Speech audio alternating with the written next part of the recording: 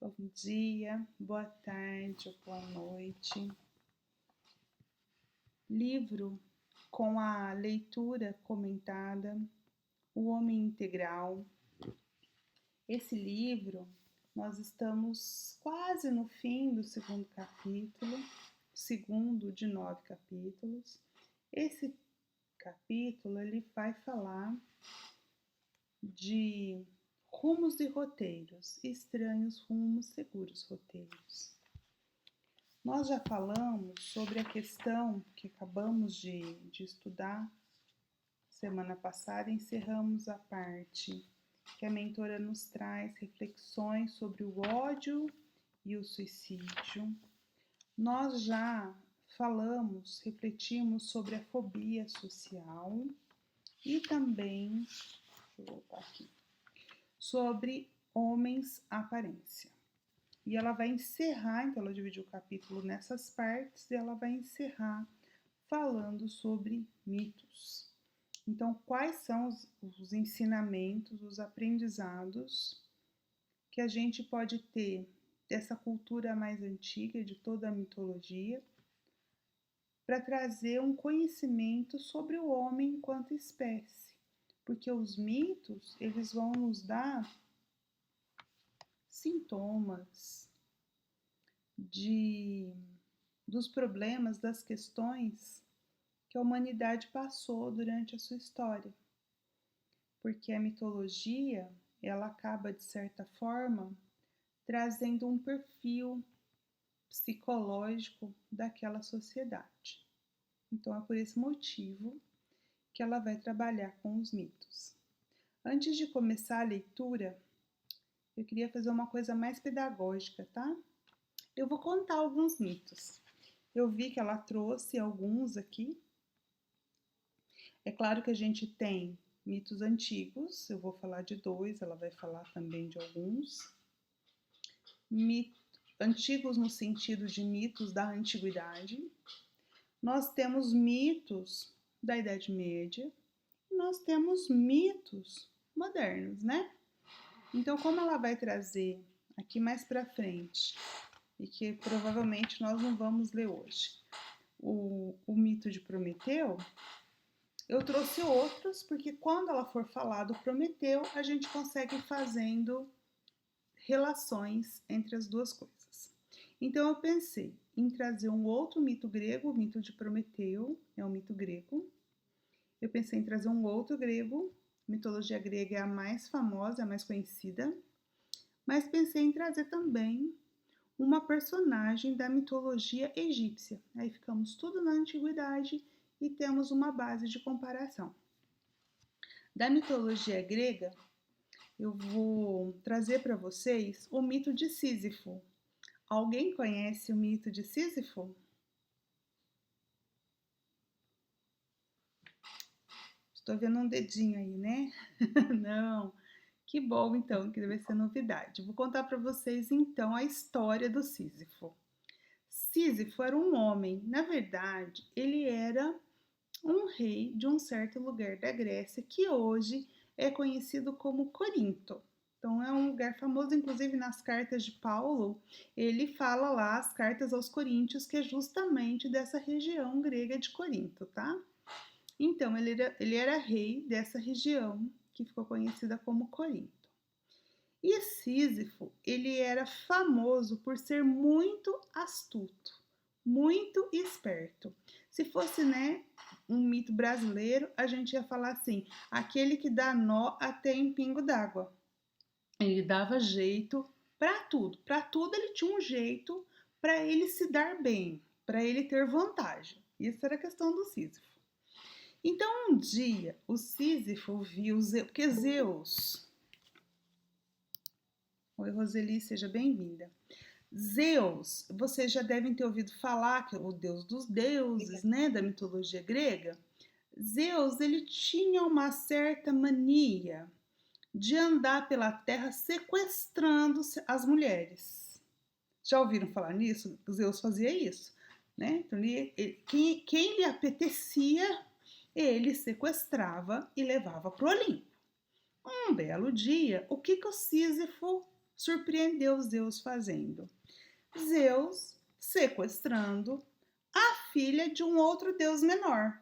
Eu esqueci o nome dele, mas era o que interessa é o que ele fazia. Era o deus dos rios. Bom, o que Sísifo fez? Não saiu alardeando, ficou quietinho. Ele falou: isso deve me dar vantagem em algum momento. Ficou quietinho.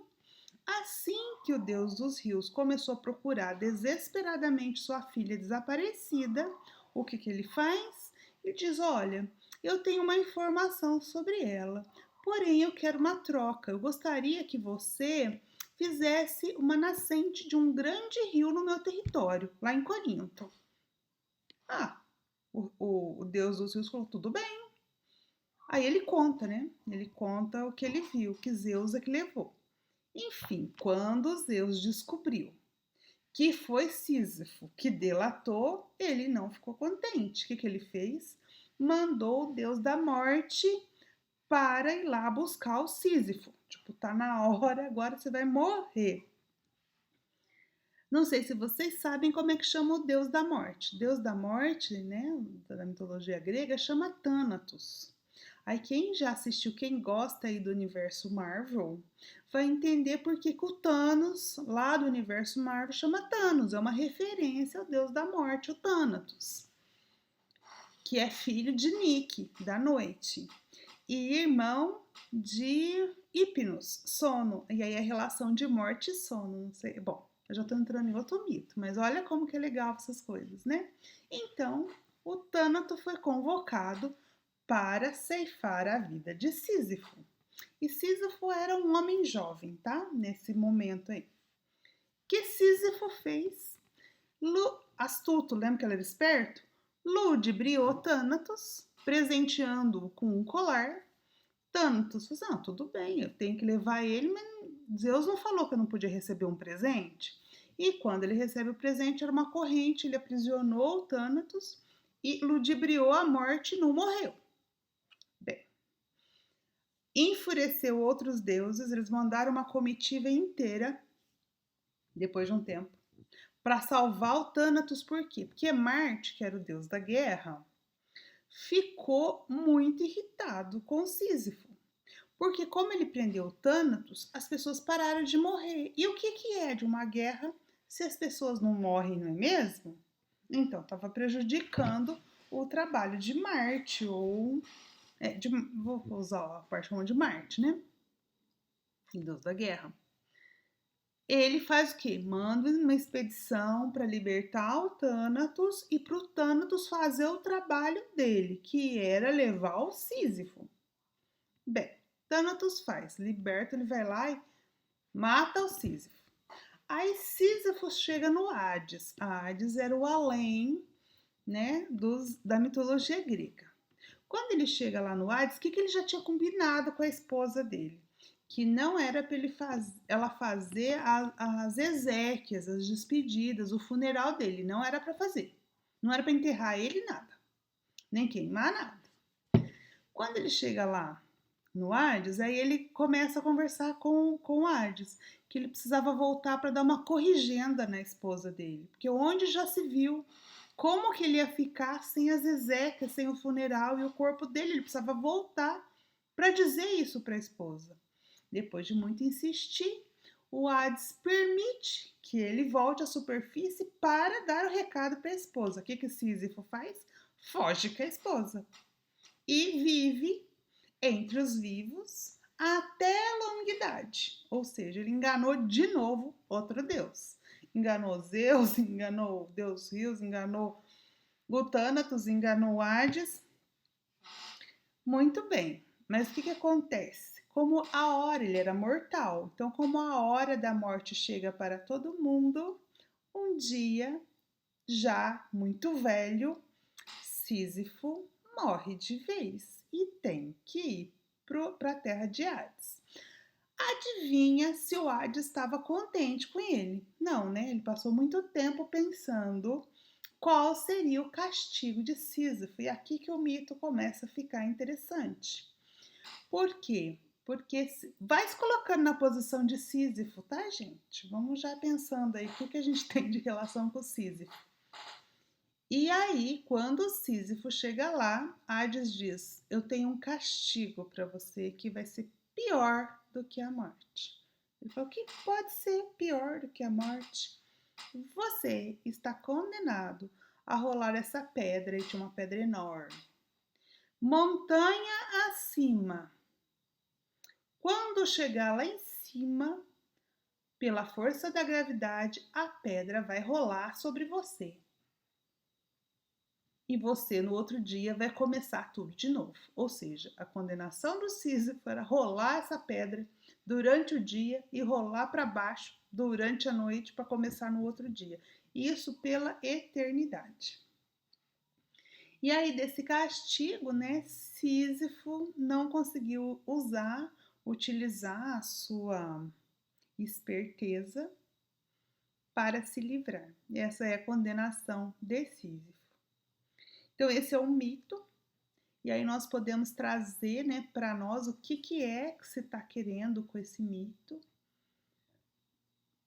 Muitas vezes, né, esses muitos deuses que controlam a vida dos humanos, somos nós pensando que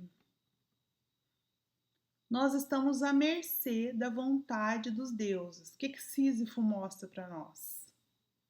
Que não. Essa é a primeira coisa. Sísifo mostra que nós não estamos à mercê de um destino traçado por alguém, que nós podemos mudar o nosso destino, mas que isso tem consequências. Também Sísifo quer nos dizer, muitas vezes, sobre a opressão que nós sofremos. Por quê?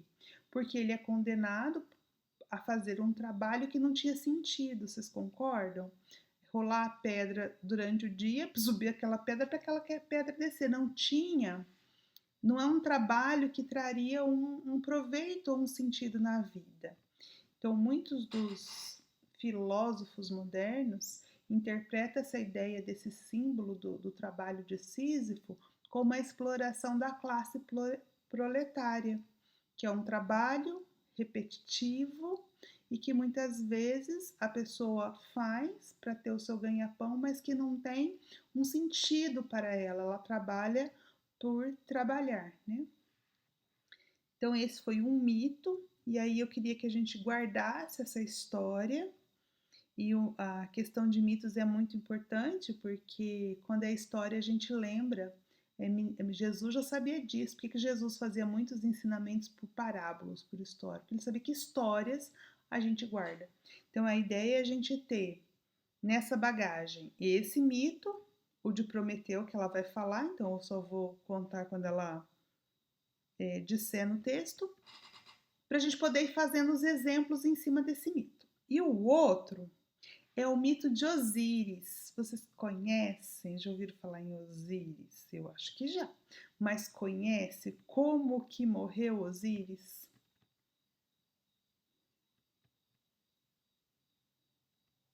Sim, que coisa boa. Poucas pessoas sabem. Osíris, deus do Egito, né? Um dos deuses da mitologia egípcia, era o deus da civilização.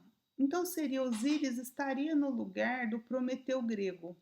O Prometeu que leva o fogo dos deuses para os humanos é a mesma relação que tem Osíris. Osíris levou a civilização para o Egito.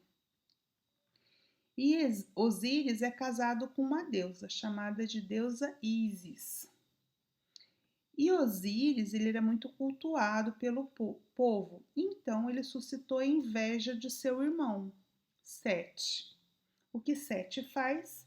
Trama contra ele e mata Osíris, joga o seu corpo no rio Nilo. O que faz a Ísis? A Ísis é uma deusa que tinha o poder de ressuscitar as pessoas. Então, o que ela faz? Ela busca o corpo do Osíris e ressuscita. Sete não fica nada feliz com isso. Ele mata Osíris de novo e corta ele em pedacinhos, esquarteja e distribui os pedaços por todo o Egito. Que faz Ísis? Ísis viaja pelo Egito buscando as partes de Osíris, até que ela consegue a maioria das partes e ressuscita Osíris. Porém, faltou uma parte. Não conseguiu todas as partes do Osíris, faltou uma. E como faltou uma, isso significava que Osíris não podia mais pertencer ao mundo dos vivos e reinar sobre o Egito. Ele estava no reino agora, no reino astral, no reino dos mortos. Então ele estava assim. Ele podia interagir com o mundo dos vivos, mas não podia pertencer ao mundo dos vivos. Então, Osíris ficou conhecido como o deus que julga os mortos, porque ele estava nessa fronteira, né? O que a gente chama de umbral entre a vida e a morte. Ele estava na fronteira. Bem, o que isso significa? Esse é o mito. O que isso pode significar? Muitas coisas, principalmente algumas coisas mais esotéricas, né?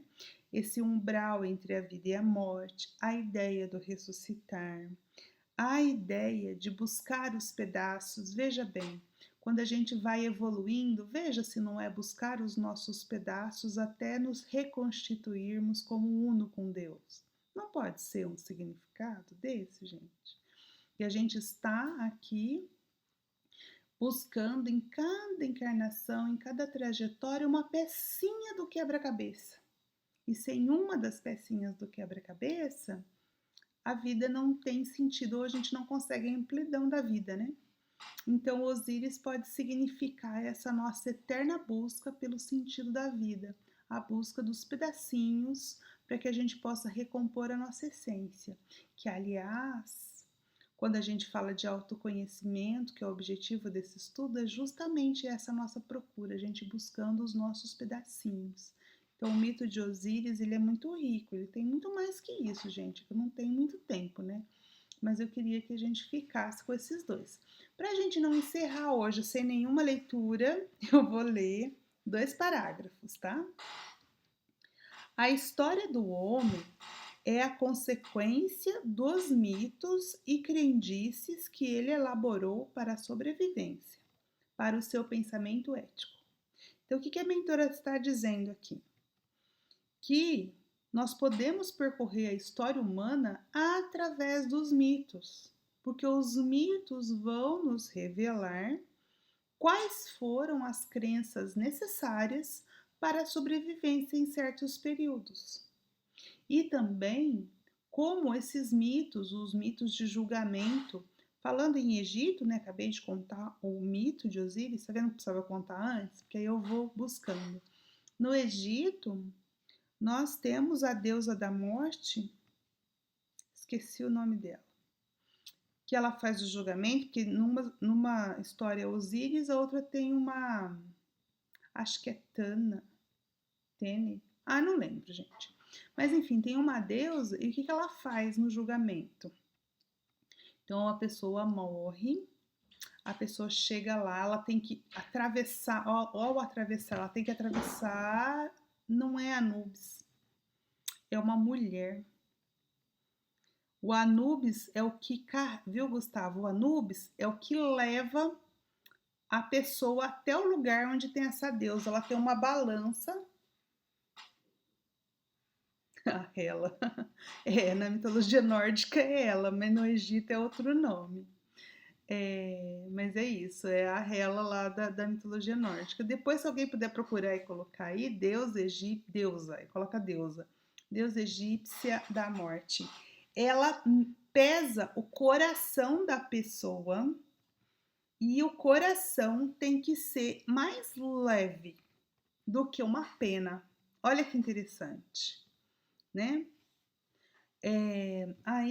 Então, por que tem que ser mais leve que uma pena? Eles entendiam que a essência da pessoa estava no coração. Tanto que quando era feito o processo de mumificação, naquelas pessoas que tinham mais dinheiro, que tinham mais status social e tudo mais, eles tiravam todos os órgãos internos, até o cérebro, tirava o cérebro pelo nariz e jogava fora. O único que ficava preservado num lugar separado era o coração. Então tinha que tirar todas as vísceras, o coração era depositado numa urna e também passava pelo processo, né, para não se deteriorizar, e o resto do corpo também, com sal, as coisas, enfim, para não se deteriorizar. E aí, Neopits, eu vou buscar depois e trago para vocês, tá? E aí o que que acontece? O que é importante é isso. Então o Anubis ele tinha essa missão, né, do levar, tanto que vocês veem na mitologia, nas crenças egípcias, que eles tinham que ter comida, riqueza, porque eles entendiam que eles tinham que atravessar um deserto até chegar nesse lugar. Nesse lugar, eles iam ser julgados, e o julgamento era isso: eles levavam o coração e colocavam. Ah, é essa, Maat, é essa mesmo. Essa. Eu lembrava que se eu ouvisse o nome eu ia lembrar. É a deusa Maat, isso mesmo. Então eles tinham que chegar com o coração e depositar o coração na balança. Se o coração fosse pesado, então o que significava o coração pesado? Significava que você não foi uma pessoa muito boa, você não agiu, né, com os teus sentimentos e tudo mais. Aí você era jogado para uma outra deusa, que era uma deusa hipopótamo, e aí você ia ser destruído, ou seja, sua existência acabou. Agora, se o seu coração fosse mais leve que o outro prato, né, era uma balança de pratos, onde tinha a pena, então você ia pro paraíso, né? Ia viver pela eternidade. Certo, gente? Olha que bonito isso. Por quê? Se é assim? Não, é um mito. Mas esse mito nos ensina alguma coisa? Ensina o quê? Aí vamos voltar para a leitura da mentora.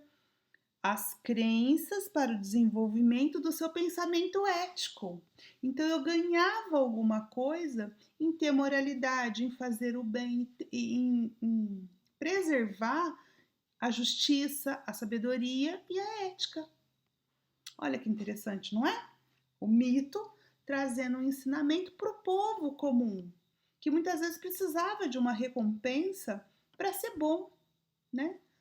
E eu fico pensando, se não existe as mitologias atuais, quando eu acredito que se eu confessar os meus pecados, no momento final eu vou ganhar o paraíso, não tem um pouco desse mito aí também? Então, assim, é legal a gente ir fazendo essas relações, as barganhas que a gente vai fazendo com o divino.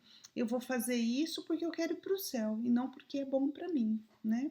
Então, esse pensamento ético ele vai sendo desenvolvido através dos ensinamentos que vêm desde a antiguidade, muito antes, e os mitos têm um papel relevante em nos ensinar isso, né?